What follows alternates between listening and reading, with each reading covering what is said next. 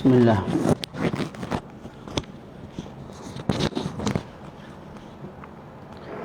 Bismillah, kita mulakan insya-Allah.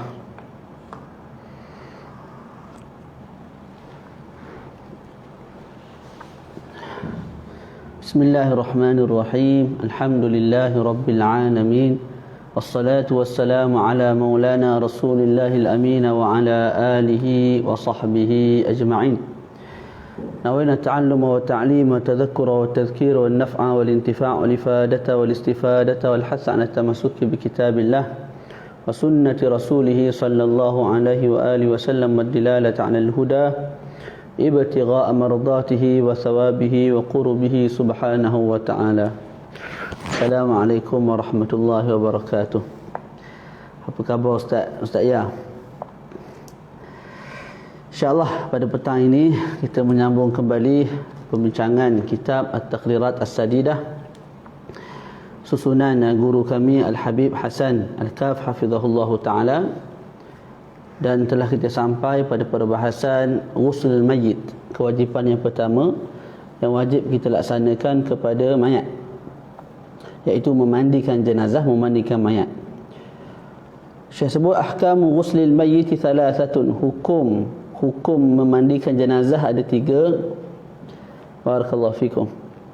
Yang pertama wajib, iaitu fi haqqil muslim ghairi syahidi ma'rikatil kuffar wa ghairi as-siqati alladhi lam yadhhar fihi mabda'u khalqi adami. Jadi yang pertama wajib kita memandikan jenazah, iaitu jenazah yang muslim yang cukup 2 syarat, iaitu yang tidak mati syahid di medan perang dan juga tidak merupakan baby yang gugur, yang tidak terzahir padanya sebarang rupa manusia. Contoh saya mati, tak wajib dimandikan saya kerana saya muslim. Yang kedua bukan syahid di medan perang. Yang ketiga bukan janin yang gugur, yang tidak terzahir padanya sebarang rupa manusia. Okey. Yang kedua al-jaiz. Yang kedua jaiz.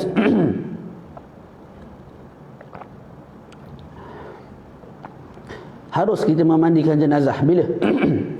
Lil kafiri wasiqti alladhi lam yadhhar fihi mabda'u khalqi adami. Yang pertama bagi orang kafir. Orang kafir meninggal, mati, harus kita mandikan dia, tak wajib. Juga ke atas baby yang gugur, yang tidak terzahir padanya sebarang rupa manusia. Seorang perempuan menggugurkan anak.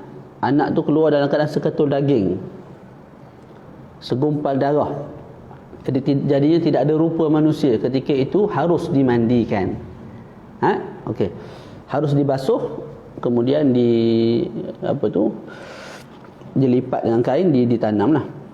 Yang ketiga haram memandikan siapa dia? Syahidil ma'arakah, orang yang syahid di medan perang, haram mandikan. Okey, kemudian disebut aqallul ghusli al-wajibu fih ta'mimul badani bil ma'. Sekurang-kurang kewajipan memandikan jenazah, dengan makna kalau kita buat yang ni dah memadai, dah gugur, dah fardu kifayah tu.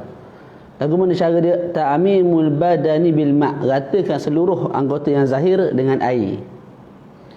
Ratakan seluruh anggota zahir si mati dengan air. Tu. Anggota batin tak perlulah, dalam mulut, dalam hidung, dalam telinga tak perlu. Dalam batin telinga tak perlu. Dalam lubang punggung tak perlu, itu yang batin. Jadi yang zahir saja wajib diratakan dengan air. Macam mana cara dia? Ikut, nak basuh kaki dulu ke, perut dulu ke, tangan dulu ke, kemaluan dia dulu ke, tak nak basuh muka dulu ke, tidak ada masalah. Yang penting jangan ada hai'ah yang muzri'ah yang menghina.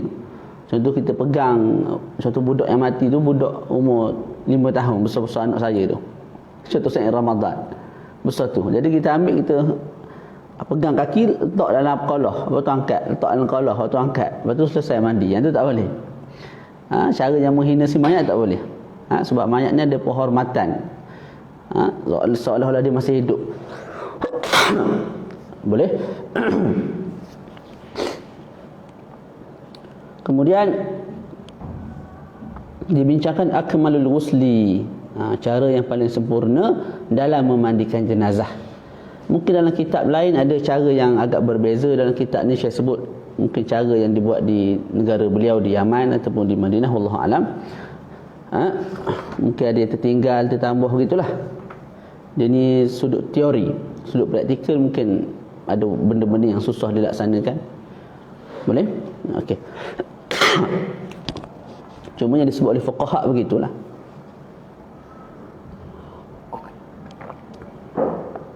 Jadi ada beberapa khutuwat, ada dalam 9 khutuwat. Yang pertama, yudha'ul mayyitu 'ala al-mughtasali wa yakunu 'ala lawhin fihi thuqubun li alla ya'uda ilahi ar-rashashu wa yakunu fi thawbin raqiq wa mustalqiyan 'ala qafahu wa rijlahu li jihati al-qiblah wa yakunu al-ghuslu fi khalwatin wa tahta saqfin wa yughatta wajhuhu min awwal ma yadha'uhu 'ala al-mughtasal. Cara pertama, kita ambil jenazah, kita letak di atas tempat mandi. Tak. Dan seeloknya tempat mandi tu tempat yang ada tempat mandi yang ada lubang kat bawah.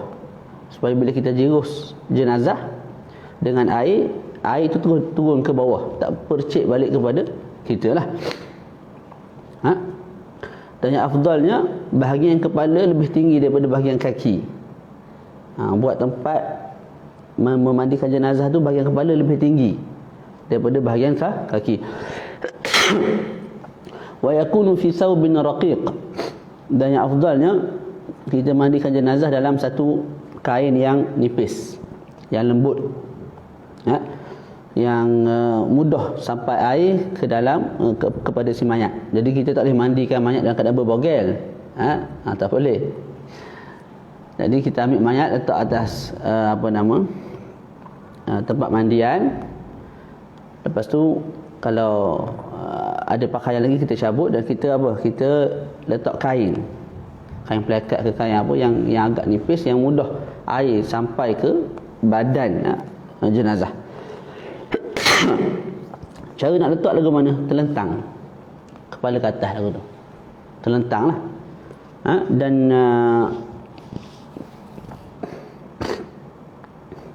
dia punya kaki menghadap ke kiblat. Contoh depan tu kiblat, dia terlentang lagu ni, kaki menghadap ke kiblat. Dan mandi dalam keadaan khalwah, jangan mandi depan tempat orang berkumpul. Contoh mandi di padang, pakat mari tengok belaka, tak boleh. Ataupun mandi di mall, di Pekansari, pasar malam, tak boleh. Mandi di tempat khalwah, tempat kosong lah, tidak ada orang dalam bilik tu. Yang masuk hanya orang yang menolong si tukang mandi dan juga dua tiga orang kaum kerabat lah, mak dia, ayah dia. Dan juga sunat mandi di bawah saqfin. Saqfin ni atap, jangan mandi ruang terbuka, atas terbuka, tak. Dan ditutup mukanya daripada awal mandi sampai habis mandi. Jadi ketika mandi tu muka ditutup dengan kain, jangan buka. Itu cara yang pertama. Yang kedua, yaj'alul ghasilu ala yadihi al-yusra khirqah wa yasubbu ala al-mayyit ma'an khalisa min ra'sihi ila qadamaihi wa yadluku bi yadihi al-yusra jami'a badani. Yang kedua yang perlu dilakukan oleh si pemandi mayat ialah pakai sarung tangan lah. Di sini sebut tangan kiri dulu. Pakai sarung tangan bagi tangan kiri. Wa yasubbu 'alal mayyiti ma'an khalisan. Kemudian kita tuang air kosong kepada mayat. Start daripada kepala sampai ke kaki, air kosong. Air pahit biasa. Tu yang comelnya air tu air yang sejuk lah. Sebab air sejuk ni dia menerik orang panggil apa? Badan lah. Kalau air tu agak panas ataupun suam, dia melonggarkan. Begitu juga aulanya guna air yang apa? Air yang agak masin. Daripada guna air sejuk, guna air masin. Sebab air masin ni dia mengekalkan mayat dalam keadaan elok dalam satu tempoh yang agak lama lah, berbanding kalau kita guna air panas ataupun air yang tawar. Tu kalau ada lah dan senang. Puas pula kalau mandi lagi ambil air air laut tu. Okey. Jadi yang pertama kita letak apa? Kita letak ataupun kita jirus air daripada kepala mayat sehinggalah kaki mayat. Dalam masa yang sama kita gosok badan dia dengan tangan kiri kita, seluruh badan dia. Ini air pertama ni air untuk persediaan untuk kita mandi dia dengan sabun. Lepas ni Syekh akan sebut. Poin nombor 3, cara nombor 3, yusnidul ghasilul mayyita birifqin fa yaj'alu rukbatahu min qafal mayyiti yasnudu bihima dhahrah wa yadul ghasilil yumna takun ala katifil mayyit wa ibhamu yadihi fi naqrati qafal mayyit li'alla yamila ra'suhu wa yamsahu hina idzin bi yadihi al-yusra batnahu liyakhruja ma fi batnihi wa yataharra al-bukhura min awwal al-ghusl ila akhirih liyastura ar-raihata aw raihatu thumma yu'iduhu kama kan. Cara nombor 3 ialah kita sandarkan mayat tu. Contoh saya pemandi mayat, saya sandarkan mayat. Lagu mana nak buat? Belakang mayat saya letak dekat saya punya ni.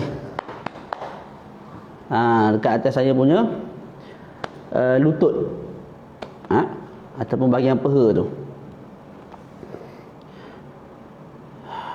Boleh? Boleh tak? Nak buat orang, tak ada orang. Seorang lagi contoh. Ni mayat contohnya. Tak? Ni kaki kita tak gini. Jadi belakang mayat tu, belakang mayat berada di atas kaki kita. Berada di atas peha kita. Jadi bentuk lagu tu lah badan semayat.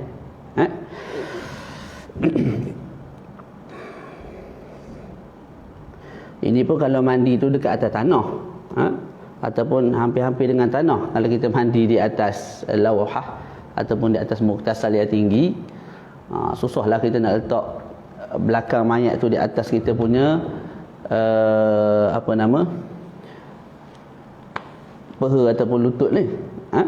Biasanya kalau mandi di atas muktasal yang tinggi, tempat mandi yang tinggi, biasa orang pegang je lah belakang tu. Orang lain pegang ataupun orang yang sama pegang dengan tangan, tak cover dengan lutut lah, dengan tangan je. Gitu. Dan cerita ni kalau mandi di atas tanah, fa yaj'alu rukbatahu, kita jadikan kita punya lutut min qafal mayyit, pada bahagian belakang ni. Kemudian wa yadul ghasil al-yumna takunu ala katifil mayyit, kita punya tangan tak berada di bahu, kat belakang ni. Dan kita punya ibu jari ni dekat tengah-tengah. Orang panggil naqrah qafal mayyit. Sebab apa tak tengah tu? Supaya kepala si mayat tu tak cendong ke kanan ataupun tak cendong ke kiri. Boleh. Jadi bila kita pegang ginilah. Gini. Yang ni berbetulan dengan tengah-tengah bahagian tengkok kat belakang tu. Jadi kepala dia tak jatuh lah. Boleh. Jadi ginilah. Kita pegang mayat. Lepas tu kaki kita, belakang mayat tu kat belakang kaki kita. Lepas tu kita pun tangan kiri kita apa? Tekan perut dia. Tekan perut dengan bersungguh-sungguh. Bersungguh-sungguh kat sini bukan maksud tekan gini tak. Tekan bersungguh-sungguh maknanya buat banyak kali. 1, 2, 3, 4, 5, banyak kali. Sehingga keluar semua najis, baki-baki najis yang ada dalam perut. Boleh? Tu. Kemudian yang comelnya kita apa? Kita pasang bukhur. Kita bakarkan bukhur, iaitu wangian lah, wangian yang jenis apa? Jenis apa nama tu? Asap tu. Start daripada mula mandi sampai habis mandi supaya apa? Dapat menutup bau busuk yang keluar daripada najis si mayat. Boleh? Okey, selepas kita dah tekan habis keluar najis si mayat tu, tak nak buat apa? Kita kembalikan dia duduk macam biasa lah, baring macam biasa. Faham tak? Okey, kemudian nombor 4, yunaji al-ghasil al-mayyita fa yaghsilu qubulahu wa duburahu wa ma hawalayhima bi yadihi al-yusra wa yuksiru sabba al-ma' alayhi liyadhhaba 'ainul khariji wa rihuhu ma amkan. Yang keempat, al-ghasil, iaitu pemandi mayat, istinjakkan si mayat. Basuh kemaluan depan, basuh kemaluan belakang. Dan bahagian yang keliling bagi dua kemaluan tersebutlah. Basuh guna tangan kiri dan mesti berlapik. Tak boleh tangan terus sentuh kulit kemaluan, tak boleh, haram.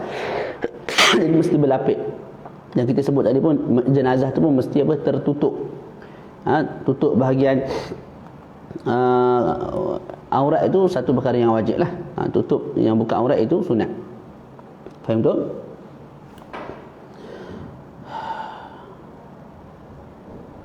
Jadi dalam ta'liq sebut malfufatan bi khirqah. Tangan kita mesti memakai sarung tangan. Wajib pakai sarung tangan kalau kita nak sentuh tempat yang dianggap sebagai aurat. Adapun tempat yang tidak dianggap sebagai aurat, tak.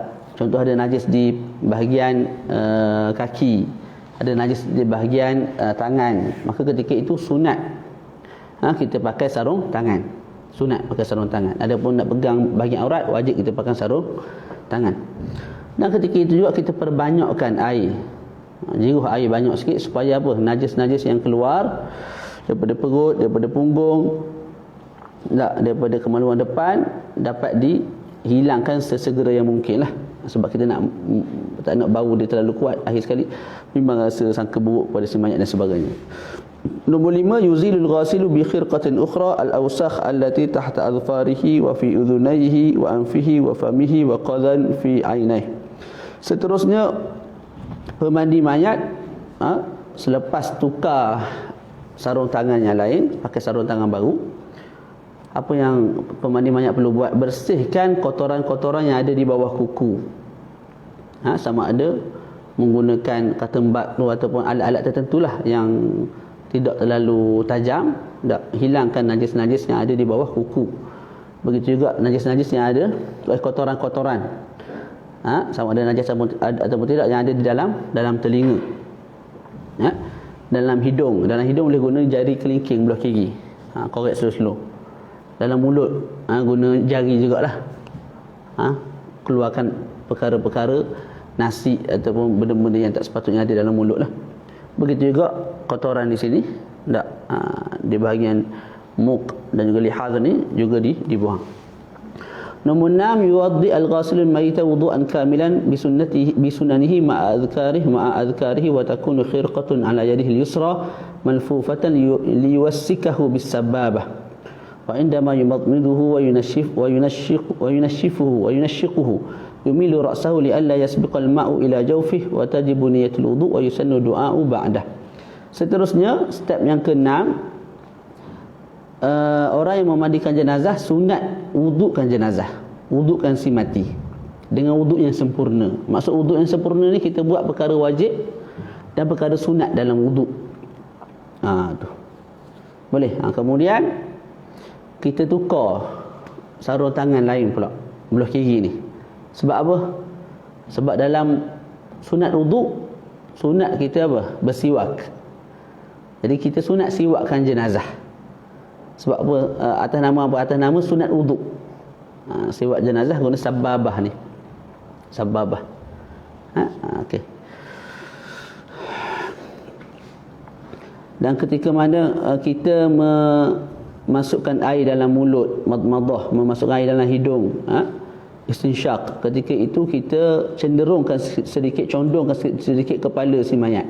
Jangan gini, masuk air koma, air tu akan masuk dalam perut lah, ataupun hidung kita buat gini, air tu terus masuk ke dalam. Tak nak lagu tu.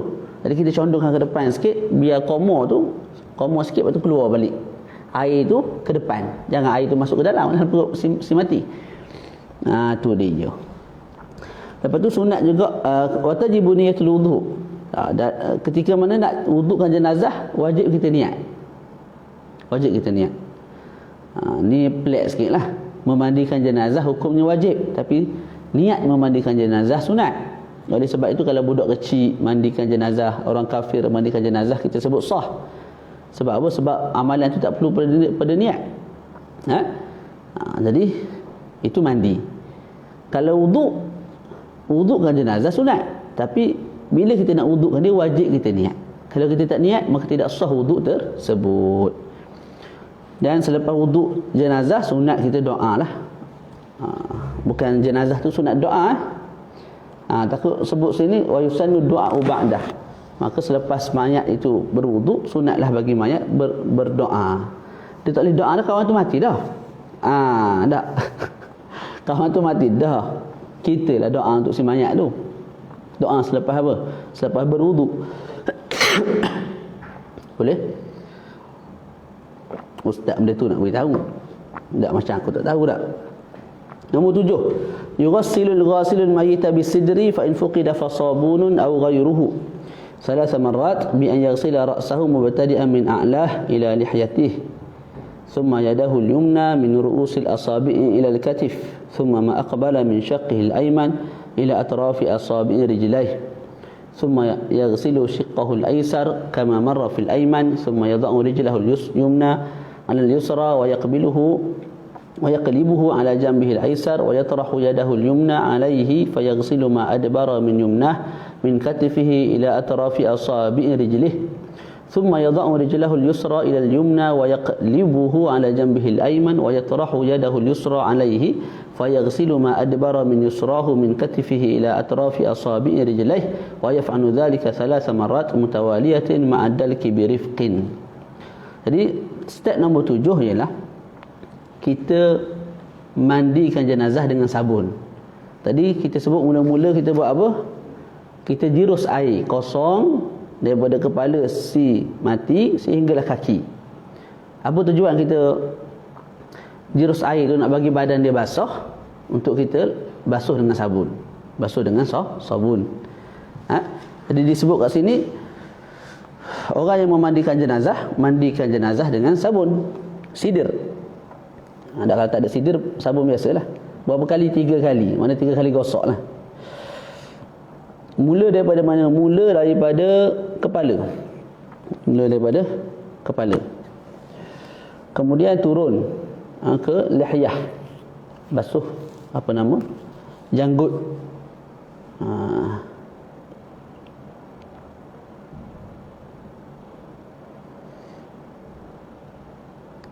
Jadi start dengan kepala dulu, jangan start dengan janggut dulu. Sebab kalau kita start dengan janggut dulu, lepas tu baru kita basuh kepala tu dengan shampoo dengan sabun, shampoo dan sabun tu jatuh bahagian ni. Bila jatuh kena bilas pula. Tak? Tu. Jadi kalau kita start kepala, lepas tu baru kita basuh janggut. Jadi masa bilas tu sekali bilas je lah. Faham tu? Lepas tu bila mana basuh rambut tu, kita sikat rambut dia dengan sikat yang besar lah, dengan yang luas. Boleh? Apa-apa yang gugur daripada rambut tu, tak, sama ada kita buang ataupun yang paling comel kita letak balik dalam kain kafan dan ditanamkan sekali lah. Ambil simpan tidak ada masalah, makruh dia tak jadi haram. Buat kenangan, hukumnya makruh. Kemudian lepas basuh kepala, basuh janggut, nak basuh apa pula? Basuh tangan kanan. Tangan kanan daripada katif, start daripada mana? Daripada ru'usul asabi', daripada jari jemari ni basuh gonyong sampailah ke kita panggil katif, bahu. Lepas tu kita basuh bahagian kanan badan, belah ni. Jadi badan kita ni pecah dua. Belah kanan ni kita basuh dengan sabun sampailah ke hujung kaki belah kanan.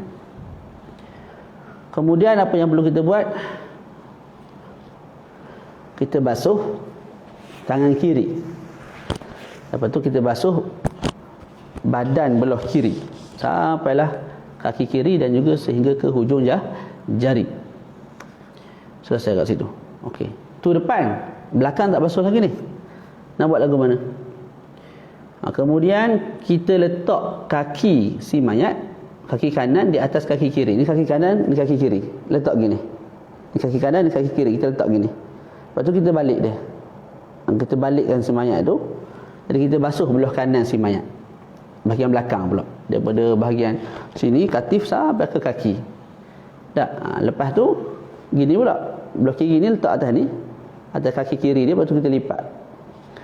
Balikkan. Kemudian kita basuh pula bahagian kiri daripada sini sampai ke hujung kaki. Gitu. Faham tak? Boleh?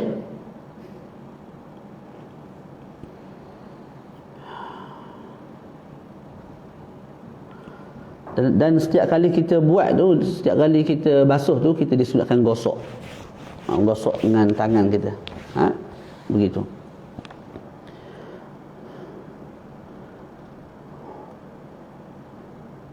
Dan sunat buat 3 kali berturut-turut. Sunat buat 3 kali berturut-turut. 3 kali tu 3 kali basuh lah. Jadi mula-mula kita gonyol ni, lepas tu gonyol ni, lepas tu tangan belah kanan, lepas tu bahagian kanan sini. Lepas tu tangan belah kiri, lepas tu bahagian kiri badan pula, lepas tu bahagian belakang, bahagian kanan, lepas tu bahagian belakang, bahagian kiri. Tu sekali. Lepas tu buat kali kedua, kali ketiga. Bawa basuh tu, bawa basuh. Mana sentai sungguh-sungguh lah. Nak bagi hilang semua kotor-kotoran yang ada pada badan. Yang ke-8, sekarang ni badan jenazah penuh dengan sabun lah. Yang ke-8 kita bilas lah. Yuzilul ghasilu sidra awi sabuna ala al-kayfiyatil madiyah. Kita bilas. Bilas dengan air kosong. Nak bilas apa? Bilas sabun tu lah. Cara lagu mana sama macam tadi. Bilas kepala dulu. Lepas tu bilas bahagian janggut ni, bilas bahagian tangan kanan, ma aqbal minal yamin. Ikut cara tadi. Sampailah dah bersih badan dia daripada sabun, daripada kesan sabun. Itu baru 2 basuhan. Betul tak? Basuhan mula-mula kita letak air kosong mula-mula tu tak kira. Jadi basuhan pertama ialah basuhan sabun. Yang kedua kita bilas. Yang ketiga ialah disebut sini yaghsiluhul ghasilul ghassata thalithata wa hiya al-akhirah bima'in mamzujin bi syai'in min al-kafur kull badanihi bil kayfiyatil madiyah thumma yaqlibu ra'sahu bi lutfin liyukhrija min famihi ma asa an yakuna min ma'il ghusli wal akmalu min ath-thalathil khams wa akmalu minhu as-sab' wa akmalu minhu at-tis'. Jadi selepas tu kita basuh basuhan yang ketiga, iaitu dengan cara kita campurkan air kosong dengan sedikit kafur. Kafur ni benda yang kita panggil mujawir, benda yang berketul begini. Boleh? Jadi bila benda yang berketul masuk dalam air, dia tidak mengubah apa tu, air itu menjadi air ghairu mutlaq, mana dia kekal air mutlak lah. Boleh? Sebab dia sekadar mujawir. Macam air kolah, lepas tu masuk kayu ud, kayu yang wangi lah. Kayu tu mujawir, dia berjiran dengan air. Kita cabut kayu tu daripada air boleh. Dia bukan jenis mukhalif macam gula, macam sirap, macam Milo, tak. Dia mujawir. Bila mujawir, sekalipun mengubah bau air, dia tidak menyebabkan air itu jadi air tidak mutlak, kekal mutlak. Boleh? Kalau kita nak masukkan satu perkara yang wangi selain daripada kafur, selain benda-benda yang berketul, kita nak masukkan cecair, boleh, tidak ada masalah. Cuma biar cecair tu sikit je. Jangan sampai hilang nama air mutlak tu. Jangan sampai orang panggil ni air sabun ataupun ini air wangian. Kalau tukar nama daripada air mutlak kepada air wangian, air itu tidak memadai untuk apa? Untuk mandi jenazah. Boleh? Sebab basuhan ketiga ni yang dikira. Basuhan tadi tu hanya basuhan untuk sabun je. Lepas tu bilasan tu tak dikira juga. Tak. Basuhan ketiga yang dikira, basuhan dengan pure air kosong dan dicampur sedikit kafur. Cara nak buat lagu mana? Sama macam tadi, start dengan kepala dulu, turun ke janggut, belah kanan, belah kiri. Itu cara nak buat. Lepas tu kita beliklah sikit kepala dia tu. Tak, keluarkan benda yang patut. Takut ada air-air mandian tu dah masuk dalam mulut. Kita mungkin bawa tolak ke depan sikit supaya keluarlah benda yang air-air yang ada dalam mulut dia tu. Kemudian saya sebut lebih sempurna daripada 3 ialah 5. Maknanya yang kita terang sekarang ni ialah basuh jenazah, mandikan jenazah dengan 3 basuhan. 3 basuhan. Lebih sempurna daripada 3, 5. Lebih comel lagi 7, lebih comel lagi 9. Dia akan sebut lepas ni cara lagu mana. Mudah je. Jadi sekarang ni kita nak masuk pembahasan lain pula, iaitu masalah-masalah yang berkait dengan mandi jenazah. Yang pertama, yaghuddu al-ghasilu wa man ma'ahu min al-mughtasali basarahu ma'ahum fil mughtasali basarahu wujuban an auratil mayyit wa nadban an ghairiha. Yang pertama saya sebut orang yang memandikan jenazah dan pembantunya wajib menjaga mata daripada melihat kepada aurah. Wajib. Dan sunat menjaga mata daripada melihat kepada tempat bukan aurat. Jadi aurat wajib pelihara mata daripada pandang. Kalau bukan aurat, sunat jaga mata daripada pandang. Nombor dua, yundabu an yu'adda ina'an wasi'an lil ma' wa yu'bidahu amma yuqadhiruhu min ar-rashash wa yu'adda ma'ahu ina'aini kadhalik saghiran wa mutawassita yaghrufu bis-saghiri min al-kabiri ila al-wasati thumma yaghsilu bil mutawassiti wa la ba'sa bil isti'anati bi nahwi khurtum. Jadi sunat disediakan satu bekas yang besar, dan bekas itu letak jauh sikit lah, jauh daripada percikan air. Okey, takut bila air terpercik, air tu pula jatuh tempat-tempat yang kena najis, si mayat tu masuk dalam bekas tu, kotor lah air tu. Sunat juga sediakan dua bekas yang lain, kecil dan juga sederhana. Jadi tiga bekas, satu bekas besar, tak tahulah hari ni praktikal lagu mana, wallahualam, saya pun tak pernah memandikan jenazah. Satu bekas besar, satu bekas sederhana, satu bekas kecil. Kecil tu boleh jadi cebok gitu je lah kot. Sebab disebut sini, dengan yang kecil tu kita ambil daripada yang besar, kita pindahkan kepada yang al-wasat, pertengahan. Daripada apa tu, qalah pertengahan tu ataupun bekas pertengahan tu pula kita ambil, guna bekas yang kecil dan kita memandikan jenazah. Boleh? Tu. Jadi daripada besar pindah ke tengah yang sederhana. Dan daripada yang tengah tu kita gunakan untuk terus mandikan jenazah. Kalau nak guna apa nama, khurtum, hari ni rasanya guna khurtum je, iaitu air paip kan, guna paip. Itu pun tidak ada sebarang isu lah. Nombor tiga, yundabu talyinu mafasilihi ba'da ghaslih thumma tanshifuhu li'alla tabtalla akfanuhu fayusri'a fasaduha. Yang ketiga, masalah yang ketiga yang dibawa oleh Maulana Al-Habib Al-Hasan Al-Kaf hafizahullah ta'ala, ialah sunat kita melembutkan sendi-sendinya selepas dimandikan. Tak. Tengah hari tadi kita dah beritahu dah, bila mayat tu mula-mula mati, apa yang perlu kita buat? Sunat kita lembutkan sendi dia, supaya darah masih mengalir dan badan masih panas dan mudah untuk dimandikan lah. Kalau tak buat lagu tu, takut kerah kejung kawan tu, nak mandikan jenazah susah nanti. Boleh. Caranya tadilah, kita ambil tangan dia buat lagu ni, lepas tu betih tarik ke peha tarik ke perut, gerakkan lagu tu. Jadi lepas mandi pun buat sekali lagi perkara tu. Kalau perlu guna minyak, tidak ada masalah. Kemudian lepas kita mandi, basahlah badan kawan tu. Kita keringkan dia, keringkan sungguh-sungguh. Supaya apabila kita kafan nanti, kain kafan tak basah. Sebab kalau basah susah, jadi cepat rosak pula lah kain kafan tu. Dia macam orang hidup lah juga. Kita nak raih sudut. Kalau pakai baju, biar baju tu lambat rosak. Kalau pakai baju, biar baju yang cantik kat luar. Gitu. Orang yang mati ni pun sama, sudut tu pun sama. Nombor 4, yukrahu akhdhu syai'in min sya'ri al-mayyit aw dhufuruh. Makruh ambil sesuatu daripada rambut si mayat dan juga kuku. Jadi kalau ada kuku terjatuh daripada si mayat ketika dimandikan, ada rambut gugur, tak, maulatnya kita ambil letak dalam kain kafan lah, dikafankan, ditanam sekali. Kalau nak ambil, hukumnya makruh, dibenci syarak lah, tak ada kerja. Nombor 5, al-mayyitul muhrim la yuf'alu bihi syai'un mimma yahrumu 'ala al-muhrim listimrari hukm al-ihrami ba'da wafatih. Poin nombor 5, masalah nombor 5 Syekh sebut, mayat yang mati dalam keadaan ihram, sama ada ihram haji ataupun umrah. Tak boleh kita lakukan ke atas dia perkara-perkara yang diharamkan ke atas orang yang berihram haji ataupun umrah. Tu boleh?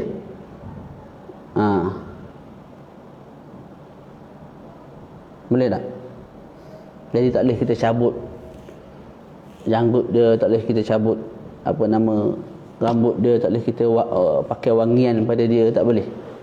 Dia tu macam orang yang berihram lah.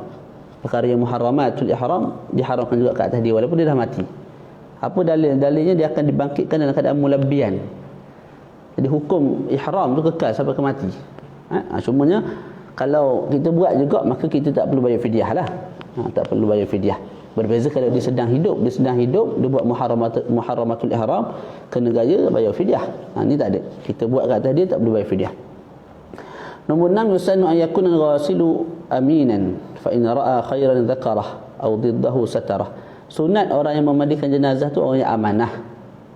Kalau tengok benda baik pada si mayat disebarkan. Bau wangi, tak muka senyum, disebarkan kebaikan tu.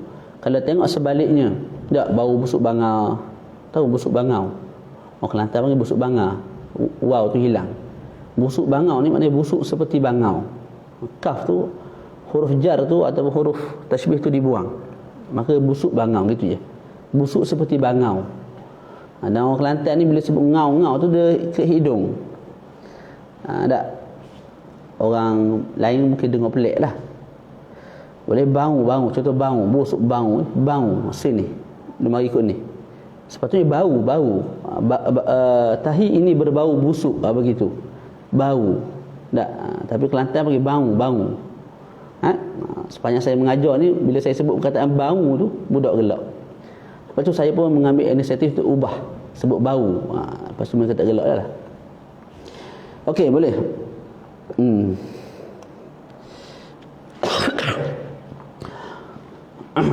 Jadi kalau tengok benda tak elok, wajib dikitemankan, wajib disimpan, jangan cerita kat orang. Contoh jenazah tu kat perut ada, contoh ada apa? Ada tattoo, tak? Ataupun ada lambang-lambang tak senonoh, ataupun bau jenazah tu busuk, ataupun berulat walaupun baru mati.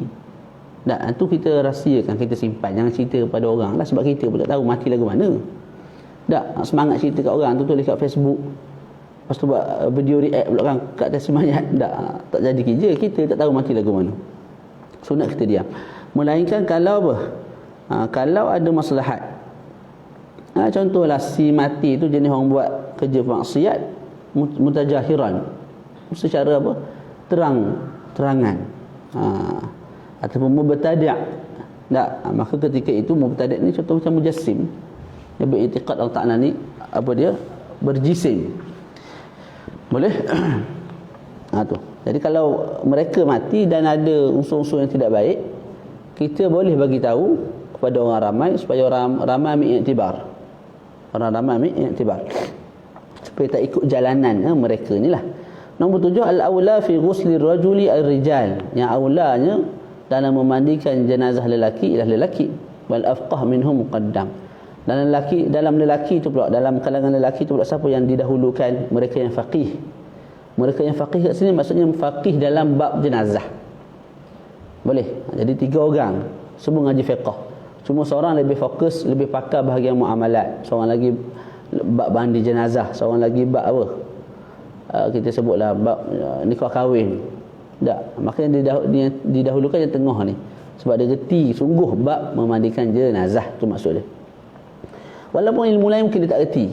Nahwu tak reti. Tak. Dia reti bab mandi jenazah je. Belajar pula kita tak jawi.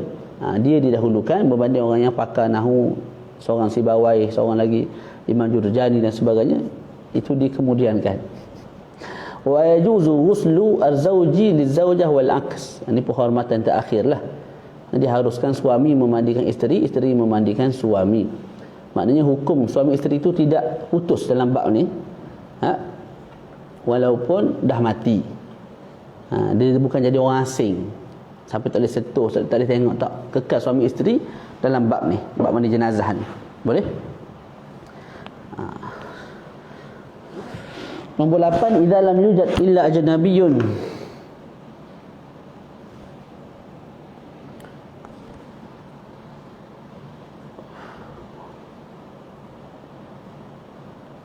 Idza lam yujad illa ajnabiyyun li ghusli al-mar'ah aw ajnabiyyatun li ghusli ar-rajul yummima al-mayyit. Poin nombor 8, masalah nombor 8, kalau tidak ada melainkan seorang lelaki yang asing. Jadi seorang perempuan mati. umur 25 tahun. Comel, contoh. Kita nak cari orang perempuan mandi kan tak ada. Tak, maka ketika itu yang ada hanya lelaki. Dia sebut ketika itu nak buat lagu mana? Lelaki itu hanya tayamumkan jenazah perempuan tersebut tu pun dengan lapik lah, pakai lapik tangan. Tak boleh tangan, tak boleh apa, tak boleh tangan bertemu kulit tak boleh. Begitu juga sebaliknya, lelaki mati, kaum lelaki dah pupus dengan kaum Hawa sahaja. Maka perempuan nak memandikan jenazah lelaki tak boleh. Dalam masalah ni kita kena apa? Kena tayamum lah, kena tayamum. Benda jangan berlaku lah ni. Nombor 9, idza ta'azzara al-ghuslu li faqdil ma' aw li taharri badanil mayit li nahwi haraqin yummima kadzalik. Kalau dapat satu keuzuran daripada memandikan jenazah. Contoh air tak ada sungguh air. Tak, ada pun ada air tapi air tu kita yang hidup tak guna. Air lain tak ada dah, air tu je tinggal. Kalau aku guna mandikan jenazah, esok lusa aku mati, anak aku mati. Tak ada air nak minum. Tak. Ataupun air ada. Cumanya jenazah tu jenazah yang nak hancur dah. Contoh terbakar dan sebagainya. Kalau kita guna air, molek-molek ada lagi hancur jenazah tu. Ketika itu apa yang perlu kita buat? Tayamumkan sahaja si jenazah sekadar mampu. Boleh? Tu. Nombor 10, idza arada an yughassilahu thalathan kama madha aw khamsan aw sab'an aw tis'an fatafsilu kama yali fil jadwal fi as-safhati at-taliyah. Kalau kita nak mandikan jenazah 3 kali ataupun 5 kali ataupun 7 kali ataupun 9 kali, maka caranya ialah seperti berikut, ada dalam jadual dalam kitab tu. Nak baca redak ni, benda mudah, baca sendiri pun faham tu. Kita baca je lah. Yang pertama, kalau kita nak mandikan jenazah dengan 3 kali mandian, 3 kali basuhan, maka yang pertama kita guna air apa? Air sabun untuk mandi, untuk basuh jenazah. Yang kedua, kita bilas jenazah. Yang ketiga, barulah kita guna apa? Air kosong yang dicampur dengan sedikit sidr ataupun kafur. Faham tu? Okey, kalau kita nak mandikan jenazah sebanyak 5 kali mandian ataupun 5 kali basuhan, nak buat lagu mana? Mula-mula kita mandikan dengan sabun, air basuhan sabun, mandi sungguh-sungguh, gonyol sungguh-sungguh. Yang kedua, kita bilas. Kemudian 3 yang terakhir guna air qarah, iaitu air kosong yang dicampur sedikit kafur. Jadi 1-1-3. Boleh? Ataupun cara lain boleh juga, kita start dengan sidr, iaitu dengan air sabun, lepas tu bilasan, lepas tu sidr balik, sabun balik, lepas tu bilasan, lepas tu terakhir barulah air qarah. Kalau kita nak basuh 7 kali, maka caranya lagu mana? Dia ada berapa kaifiat? Tu dia, ada 4 kaifiat. Yang pertama disebut dalam matan tu, 2 kali pertama dengan air sabun. Lepas tu 2 kali seterusnya dengan air bilasan, mana bilas 2 kali. Lepas tu 3 kali terakhir dengan air apa? Air qarah, iaitu air kosong, air mutlak yang bercampur sedikit kafur. Jadi 7. Tak? Cara yang lain ada bawah tu. Nak baca ada 3 kaifiat lagi. Ni kalau nak mandi 7 kali ni, nak basuh 7 kali. Cara pertama apa? Cara kedua dah ni, kalau campur yang atas. Cara kedua, guna air sabun, lepas tu bilasan, sabun, bilas, lepas tu qarah. Boleh? Qarah tu apa? Air kosong yang bercampur dengan sedikit kafur. Cara keempat, sabun, bilas, qarah. Sabun, bilas, qarah. 7 juga. Cara yang keempat.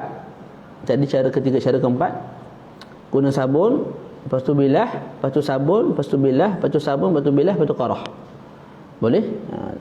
Kalau kita nak mandikan jenazah dengan 9 kali basuhan, cara lagu mana? 3.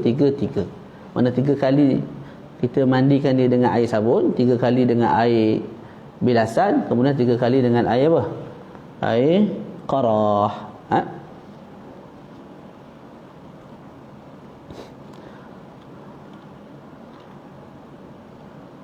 Caranya lagu mana? Ada bawah ni. Yang pertama dengan sidir, sabun. Yang kedua bilasan. Yang ketiga air kosong. Keempat sabun. Kelima bilah balik. Keenam air qarah. Ketujuh sabun. Kelapan muzilah, iaitu air bilasan. Yang kesembilan air qarah. Boleh? Ataupun tiga-tiga tadilah, tiga. Mana tiga yang terakhir tu semua air qarah. Boleh juga, tidak ada sebarang masalah. Selesai kat situ. Habis dah bab mandi jenazah ni. Kita baca sikitlah bab kafan ni. Mudah-mudah je insya-Allah. Jadi sanian takfinul mayit. Lepas kita mandikan jenazah, tugasan seterusnya, kewajipan seterusnya ialah kita kafankan jenazah. Kena belajar lah ni sedikit sebanyak. Takut tak ada orang nak mandikan, nak kafankan mak ayah kita yang buat. Tak, bila tahu sedikit sebanyak teori ni taklah kalut sangat. Faham tak? Aduh. Bismillah. Yang pertama disebut ahkam takfin, hukum hakam mengkafankan mayat. Ada tiga. Yang pertama wajib. Wajib kita kafankan mayat kalau mayat itu muslim ataupun kafir zimmi. Kafir zimmi, kafir yang bayar fidyah, bayar jizyah kepada kita. Ghairu siqti alladhi lam yadhhar fihi mabda'u khalqi adami. Melainkan kalau muslim tu ialah muslim yang merupakan baby yang gugur daripada perut mak dalam keadaan tidak ada rupa anak Adam. Yang tu tak wajib lah kita kafankan. Malah itu sunat. Sebab tu Syekh sebut nombor 2 mandub listiqtil ladzi lam yadhhar fihi mabda'u khalqi adami. Keluar daripada perut mak gugur dalam keadaan sekatur darah, sekatur daging. Tak sunat kita buat apa? Sunat kita kafankan dia. Tak wajib kafan. Boleh? Nombor 3 jaizun, harus, mubah. Kita kafankan kafir harbi. Kafir yang ada permusuhan dengan kita seperti Israel tu. Yang itu kalau mati kita nak kafankan dia, hukumnya harus. Secara nikah begitulah. Seterusnya hukukul kafan, hak-hak kafan ada 4. Yang ni kena faham molek dan kena dengar sampai habis perbahasan tentang kafan mayat. Kalau tidak akan jadi salah faham. Okey, disebut sini 4. Yang pertama apa? Haqqullah, haqqun lillah. Hak bagi Allah Taala. Kemudian hak bagi mayat. Kemudian hak bagi orang yang memberi hutang, kemudian hak bagi ahli waris. Yang pertama hak bagi Allah Subhanahu wa taala, ma yasturul aurah. Pakaian kain kafan yang menutup aurat. Fa yakhtalifu dhukuratan wa unusatan fala yajuzu isqatuhu wa in awsal mayyit bidzalik. Maka bila kita sebut hak Allah Taala ialah pakaian yang menutup aurat, maka aurat lelaki perempuan ni berbeza-beza. Tak, perempuan seluruh badan kecuali muka tapak tangan dan juga belakang tangan ni. Laki seluruh badan kecuali antara pusat dan lutut. Boleh? Jadi aurat itu, tutup aurat itu merupakan hak Allah Subhanahu wa taala, maka tak boleh digugurkan sama sekali.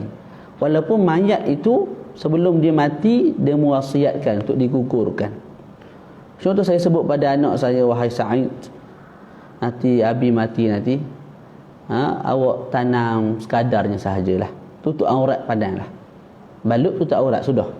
Bahagian atas pusat, bawah lutut tak payah tutup. Semula, silap. Kalau ayah mati nanti, tak payah ayah lah, orang lain. Contoh orang lain lah. Contoh Zaid. Zaid sama. Tak. Zaid beritahu anak dia, wahai anakku yang ku kasihi, kalau ayah mati nanti, tak, ayah wasiatkan kamu supaya tanam ayah dalam keadaan telanjang bulat. Ataupun dengan keadaan tutup bahagian kemaluan depan, kemaluan belakang sahaja. Tak, ketika itu kita sebut wasiat tersebut tidak boleh dilaksanakan. Tidak boleh dilaksanakan. Kerana apa? Kerana menutup aurat itu ialah hak Allah. Hak Allah, maka mayat tidak ada hak untuk menggugurkan hak Allah Subhanahu wa taala. Boleh? Yang kedua, hak bagi mayat. Ma yasturu baqiyatal badan min al-lifafatil ula. Apa yang menutup baki badan daripada lipatan pertama.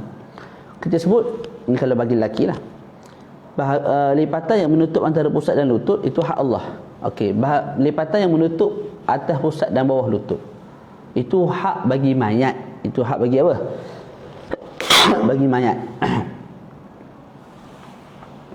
Maka fayajuzu isqatuhu idza awsal mayitu bidzalika ila Ibn Hajar.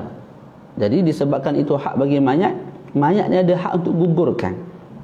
Macam contoh saya bagi tadi, tak, saya nasihat ataupun wasiat kepada anak saya, bila aku mati nanti, mu buat apa, mu tutup bahagian aurat je. Atas pusat bawah lutut tu, duit tu tak payah belikan kafan, sedekah pada orang fakir miskin lah. Sebagai contoh. Tu wasiat saya. Boleh. Maka wasiat tu sah dan wajib dilaksanakan. Tu di sisi Imam Ibn Hajar. Si mati ada hak untuk gugurkan hak tersebut, iaitu bahagian di antara atas pusat, bahagian atas pusat dan juga bahagian bawah lutut. Di sisi Imam Ramli, wa inda Ramli annahu haqqun mushtarakun lillah wa lil mayit fala yajuzu isqatuhu. Imam Ramli sebut lipatan pertama, iaitu baki lipatan yang menutup atas pusat bawah lutut tu hak yang berkongsi, mushtarak antara Allah dan Rasul, antara Allah dan juga mayat. Maka bila ada Allah, hak Allah kat situ, kekal, tak boleh digugurkan. Jadi di sisi Imam Ramli, sekurang-kurangnya jenazah itu mesti dikafankan dengan satu lipatan yang menutup seluruh anggota badan. Di sisi Imam Ibn Hajar, Imam Ibn Hajar sebut apa? Kalau si mati mewasiatkan untuk digugurkan bahagian bawah pusat, bahagian bawah lutut atas pusat, maka dilaksanakan wasiat tersebut. Selesai. Yang ketiga, hakul ghurama, hak bagi orang yang memberi hutang. Contoh Zaid mati dalam keadaan berhutang. Tak. Bila mati ni nak kena tanam, nak kena apalah. Nak kena kafan. Kain kafan ni biasa orang apa, kafan 3 kali tak? 3 lipatan. Jadi si pemberi hutang datang rumah keluarga si waris, beritahu, ayah kamu ni hutang kami tak habis bayar lagi. Jadi kami nak duit kami. Kami nak duit kami. Maka kalau tidak ada orang yang nak menyumbang untuk lipatan kedua dan ketiga, ahli waris boleh membatalkan lipatan kedua dan juga lipatan ketiga. Mana tak payah beli lipatan kedua, lipatan ketiga tak payah beli kain kafan. Duit kain kafan tu untuk lipatan kedua ketiga bagi kepada orang yang ayah dia berhutang dengan mereka tu. Boleh?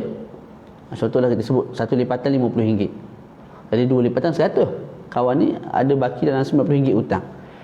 Jadi mereka yang memberi hutang ni ada hak untuk gugurkan. Dia boleh beritahu ahli waris, kamu jangan ngada-ngada nak lipat ataupun nak kafankan ayah kamu dengan 3 lipatan. 1 lipatannya. Lipatan kedua, lipatan ketiga, duit dah aku nak. Tak payah beli kain kafan. Sebab ayah kamu hutang dengan aku. Itu hak al-ghurama. Ghurama boleh gugurkan lipatan kedua dan ketiga. Faham tak? Fayajuzu lil ghurama isqatuhuma idza lam tafi at-tarikatu biduyunihim. Jadi orang yang memberi hutang, iaitu ghurama, boleh gugurkan lipatan kedua dan ketiga. Itu pun kalau tinggal baki harta pusaka tak cukup lah. Kalau harta pusaka dia pun dah cukup untuk bayar hutang semua tu, tak ada hak dah nak gugurkan, bayar guna harta pusaka je lah. Yang keempat, hakul warasah, hak bagi ahli waris, ma zada 'ala lifafati tsalitsah fayajuzu lil warasah isqatuh. Nak lipat ataupun nak balut 4 balutan, 5 balutan, maka ahli waris ada hak untuk gugurkan lipatan keempat ke 5. Daripada kamu beli kain kafan nak balut ayah sampai 5-6 lapis balutan, lapisan, tak payah, aku nak guna duit. Ahli waris sebut begitu. Maka ketika itu tak boleh kita nak lipat ataupun balut si mayat dengan 4-5 lapisan. Bismillah. Boleh?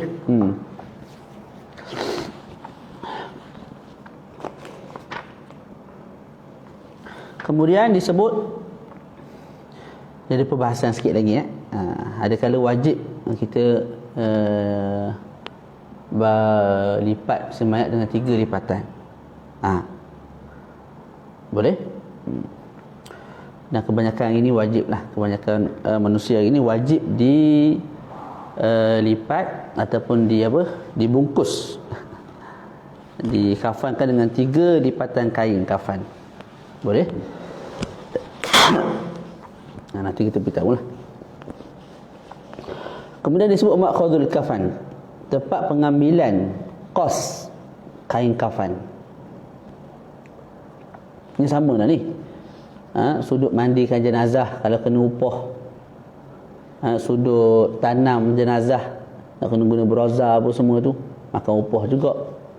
Nak tanam jenazah boleh jadi ada upah juga kepada orang yang menurunkan jenazah dan sebagainya. Jadi kos menguruskan jenazah tu, daripada mana kita nak ambil? Yu'khadhu, yang pertama yu'khadhu min tarikatil mayyit, dia ambil daripada harta peninggalan si mati. Saya mati, ada tinggal duit sikit, ambil 1,000-2,000 buat uruskan jenazah saya. Gitu. Kecuali kalau isteri. Kalau isteri mati ataupun khadam bagi isteri. Ketika itu mereka mati, sudut pengurusan jenazah mereka diambil daripada duit suami. Famin tarikatiz zauj, diambil daripada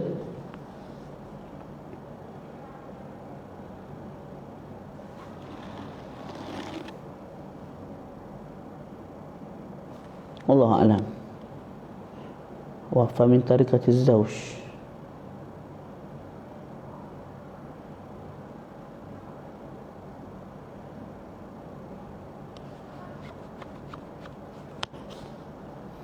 kena tengok balik ni. Dia sebut sini famin tarikatiz zauj, diambil daripada harta peninggalan si mati belah suami. Seolah-olah suami isteri tu mati serentak. Pengurusan suami daripada duit suami, pengurusan isteri daripada harta peninggalan duit suami, gitu. Dengan makna kalau si isteri mati dan suami masih hidup, adakah dia ambil daripada duit suami ataupun daripada duit si mati? Allah alam, tu kena tengok balik lah. Nanti saya tengok.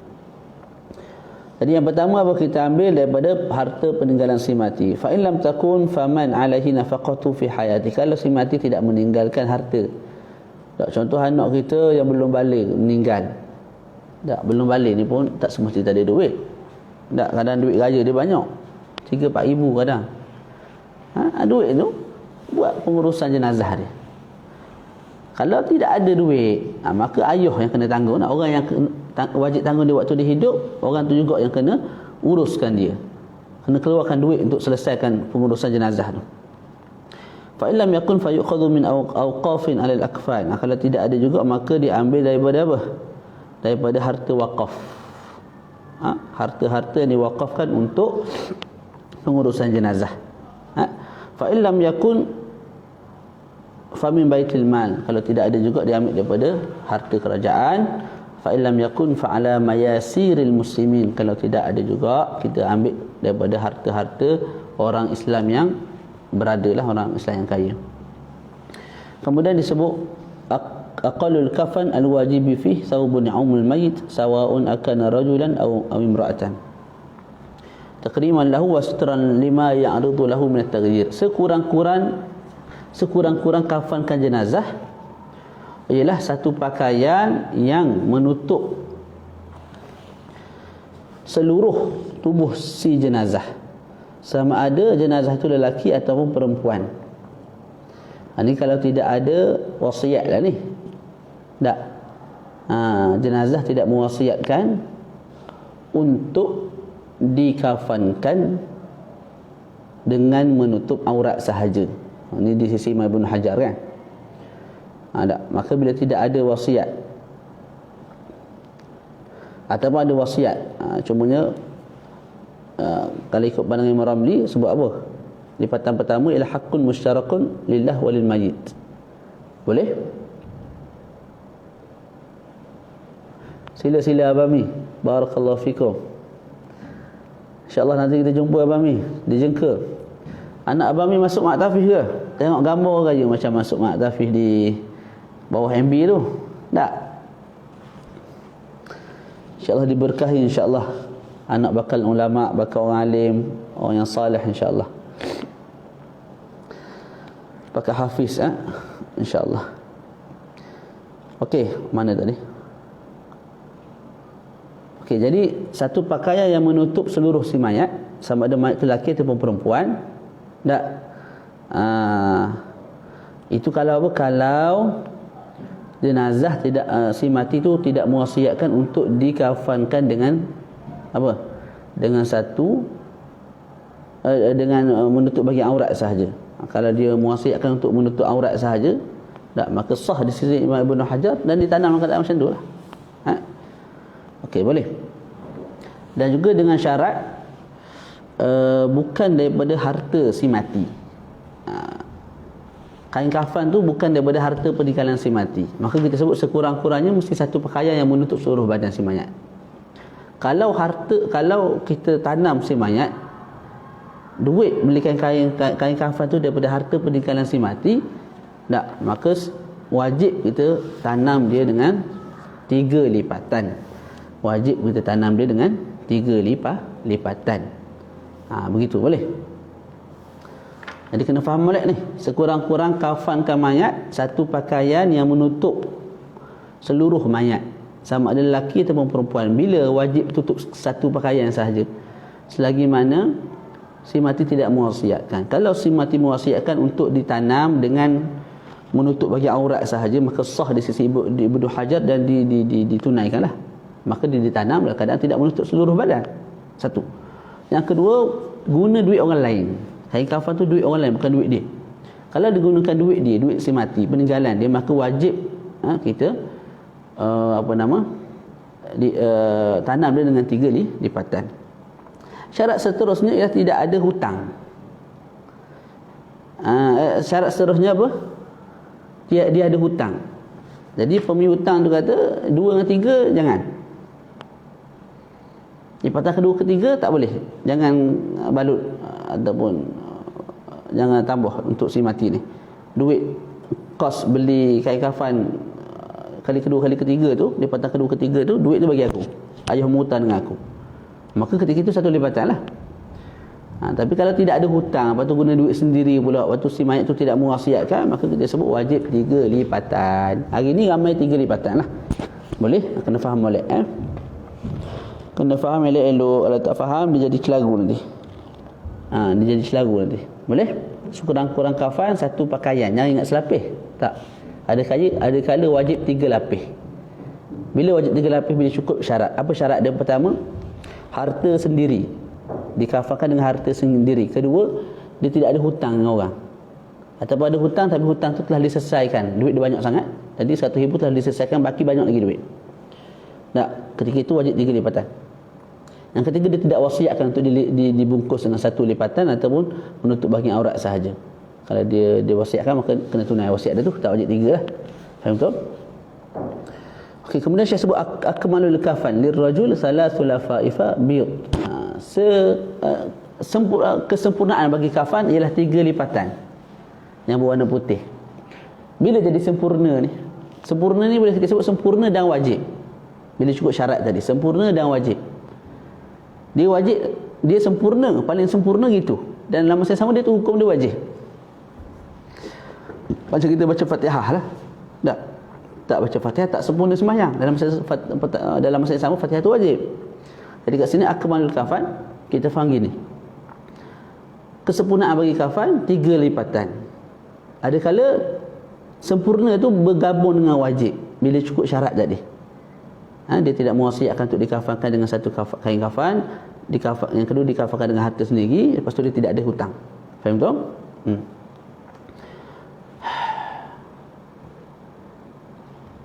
Ataupun kita faham akmalul kafan, kesempurnaan kafan ialah 3 lipatan bagi lelaki. Sempurna makna tak wajib. Bila guna duit orang lain, harta orang lain. Orang lain. Bila guna harta orang lain, maka 3 tu sempurna. Kalau buat 1, okey, alright, cun. Bermadai dah lah. 3, kesempurnaan buat 3. Kalau duit orang lain. Boleh? Walil mar'ah, bagi perempuan yang akmalnya buat 5 lipatan. Ni rasanya khilaf ni, sebagian sebut 3 je. Okey, 2 lipatan dengan kain biasa. Lepas tu dia ada 3 lagi tu izar. Izar ni kain tu lah, daripada perut, daripada pusat ke lutut, ke kaki dia. Kain plekat, kain sebatik dia pakai tu lah. Cuma sekarang ni warna putih. Qamis ni pakaian dia, daripada bahu ni sampai ke kaki, itu qamis. Khimar, tudung. Dan semua tu dibuat daripada kain kafan. Dia orang yang biasa kafan ni tahu cara nak buat ni. Tak, kalau kita buat tak jadi kain kafan lah, tak jadi khimar, tak jadi tudung, dia jadi benda lain. Benda mungkin nampak simple tapi tak kena gaya, tak ada latihan apa semua, jadi koksi. Oleh kama qala sahibu safati zubat, wa zakarun kuffina fi iradi lafaifi thalathatin bayadi laha lifafatani wal izaru thumma al qamisu al bidul khimaru. Jadi cukup sekadar itu, insya-Allah nanti kita sambung kaifiyatut takfin, cara kafankan jenazah. Kemudian masalah-masalah berkait dengan kafan jenazah. Kemudian masalah-masalah yang berkait dengan bawa jenazah ke kubur. Kemudian selepas tu pembincangan tentang solat ke atas jenazah dan seterusnya. Wallahu a'lam bissawab. Ada sebarang soalan? Bismillah. Masalah buat binaan atas jenazah, tabur bunga atas kubur, siram air atas kubur, apa lagi, buat pagar untuk kuburan, buat kubah atas kubur, apa lagi, masalah-masalah yang berkait tu nanti kita bincang insya-Allah. Cabut geger bang ni tak, cabut apa, cabut rumput di atas kubur, apakah hukumnya? Tak. Hukum dalam mazhab Syafi'i lah. Kalau kamu nak berpandangan sendiri, kamu buat mazhab kamu lah. Mungkin ada pengikut kamu 2-3 orang. Pandangan saya semua halal. Ya Allah, imshi anta biwahdik. Pandangan saya semua halal. Cabut rumput, tak cabut rumput, halal belaka. Kamu cari pengikut kamu, kamu buat dalil kamu sendiri. Dan berapa orang nak ikut kamu, Allah alam. Tapi kami ikut seorang imam, iaitu Imam Syafi'i, dan bawah dia tu bukan seorang, malah ribuan ulama yang khidmat kat atas mazhab tu. Kami lebih suka ikut pandangan dia. Kami tahu dalil, tak tahu dalil, malis dakwah. Kami lebih suka ikut pandangan orang lagu ni daripada kamu yang tak tahu hujung pangkat. Taklid buta, masih maafi muskilah. Taklid buta ke, taklid tak buta ke, tak ada masalah. Nak gelar lagu tu kat kami. Kat saya lah secara peribadi, daripada aku ikut mu, baik aku ikut ni. Gitulah. Faham tak? Imam mazhab ni bukan calang-calang lah. Kalau baca kitab atharu ikhtilafil hadis, apa dia, fi ikhtilafil fuqaha, itu lebih kurang Syekh Muhammad Awamah, didatangkan hujah-hujah yang seolah-olah tidak ada ruang langsung kita nak kata Imam Syafi'i ini salah, seolah-olah begitu. Sebab ada juga sebab manusia ni kita disuruh ikut Allah dan Rasul, bukan ikut Imam Syafi'i. Tak ada ayat Quran suruh ikut Imam Syafi'i ni. Ikut orang alim tu ada. Tak, tapi secara umumnya kita faham ikut Allah dan Rasul. Tak, jadi bila begitu Imam Syafi'i berfatwa apa semua, ada kala ulama selepas tu nampak tak kena, maka dibuat lain ataupun berbeza dengan apa yang telah difatwakan oleh Imam Syafi'i. Selepas buat satu masa, dalam satu tempoh, barulah terzahir dalil pegangan bagi Imam Syafi'i. Kenapa Imam Syafi'i menfatwakan begitu? Ada imam besar, Imam Subki tak silap saya, asalnya tinggal satu pandangan imam mazhab, akhir sekali patah balik. Asalnya bab kunut, bab kunut subuh tak silap, asalnya tak buat. Sebab apa? Dia jumpa dalil lebih kuat dan sebagainya.